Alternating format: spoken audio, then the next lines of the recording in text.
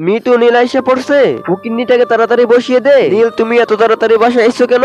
তোমরা আড্ডা দাও, আমি একটা ফাইল নিতে আইছি। এই বলে নীল ফাইল নিতে চলে যায়। তারা দুজন মিলে অসহায় মহিলাটাকে অত্যাচার করতে থাকে। মা, আমি অফিসে যাইতাছি, তোমরা সবাই আড্ডা দাও। নীল দাঁড়া, তুই অনেকদিন ধরে ভালো মন্দ খাস কিনা দেখি না, আপেলটা খেয়ে নিস। ঠিক আছে মা। আপেলটা নিয়ে নীল অফিসে চলে যায়। তাই তারা দুজন মিলে অসহায় মহিলাটাকে আবারও অত্যাচার শুরু করে। বাইরে গিয়ে নীল আপেলটা খেতে নিলে দেখে আপেলের সাথে একটা চিঠি লেখা আছে। তাই নীল চিঠিটা খুলে দেখে তার মা চিঠি লিখেছে, বাবা তুই যখন অফিসে থাকিস তখন তোর বউ শালী মিলে আমাকে অনেক মারধর করে। তাই সে দরজার কাছে গিয়ে শোনে তোর মতো বুড়িকে বৃদ্ধাশ্রমে দিয়ে আসা দরকার। এই কথা শুনে নীল ভিতরে চলে আসে। নীল, তুমি অফিসে যাওনি? আমি অফিসে গেলে কি তোর এই রূপটা দেখতে পেতাম? এই বলে মিনুকে টান দিয়ে একটা চড় মারে। তোর মতো অত্যাচারী বউকে আমি আর এই সংসারে রাখতে চাই না। তুই তোর বোনকে নিয়ে এখনই এই বাড়ি থেকে বের হয়ে যা। মা, আমাকে মাফ করে দাও। টাকার চাইতে বেশি মাকে ভালোবাসলে ভিডিওতে লাইক দিয়ে চ্যানেলটি সাবস্ক্রাইব করে দিও।